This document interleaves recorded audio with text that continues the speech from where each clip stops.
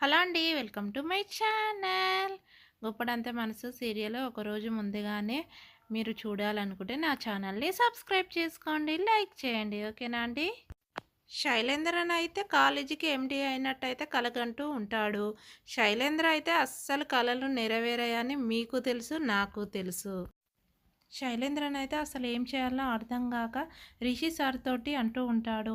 నన్ను ఎండీ సీట్‌లో కూర్చోపెడతావని నిన్ను తీసుకొచ్చాను. నువ్వు రంగావి, రిషివి కాదు అని అంటూ ఉంటాడు. అప్పుడైతే రిషి సారు వసుధారనైతే అంటూ ఉంటాడు. నేను రిషినే. రంగాలాగానైతే నేను నటించానని రిషి సార్ అయితే పెద్ద షాక్ అయితే ఇస్తూ ఉంటాడు. మను గారైతే గట్టిగా నిలదీసి అయితే అడుగుతూ ఉంటాడు. నా తండ్రి ఎవరు అసలు చెప్పు అని. అప్పుడు శైలేంద్రన్ అయితే నేను రిషిని, వసుధారనైతే నేను ఏం చేయలేకపోయాను అని ఆయన అనుకుంటూ ఉంటాడు. అప్పుడైతే శైలేంద్రన్ అయితే అనుకుంటూ ఉంటాడు. మను అన్న ఏదన్నా చేస్తాడేమో ఈ రిషిని, వసుధారని అని అనుకుంటూ ఉంటాడు. అప్పుడు అయితే శైలేంద్రన్ అయితే చెప్తూ ఉంటాడు. నీ తండ్రి ఎవరో అని చెప్పేస్తాడు మనుకైతే శైలేంద్ర. తన తండ్రి ఎవరో చెప్పేసిన తర్వాత రిషి, వసుధారనైతే చాలా షాక్ అయిపోతారు. అప్పుడైతే రిషి సార్ అయితే అడుగుతూ ఉంటాడు వసుధారని. నిజమేనా వసుధార అని అడుగుతాడు. అప్పుడు వసుధారనైతే నిజమే సార్ అని చెప్తూ ఉంటది వసుధార.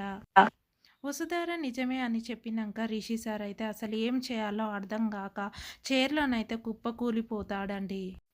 మను గారైతే చాలా అంటే చాలా ఎమోషనల్ అయిపోతారు. "వసుధార మేడం ఇన్ని రోజులు మీరెందుకు చెప్పలేదు నాకు" అని చాలా అంటే చాలా బాధపడుతూ ఉంటాడు.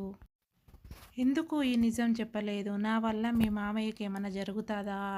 అని నిలదీస్తూ ఉంటాడు. తన కుటుంబం కోసం మా అమ్మని, నన్ను రోడ్డు మీదనైతే విడిచిపెట్టాడు అని చాలా అంటే చాలా ఎమోషనల్ అయిపోతూ ఉంటాడు. ఎన్నిసార్లు నేను కళ్ళ ముంగట నేను కనిపించినా గానీ, ఎప్పుడైనా రిషి, రిషి అని అంటూ ఉండేవాడు.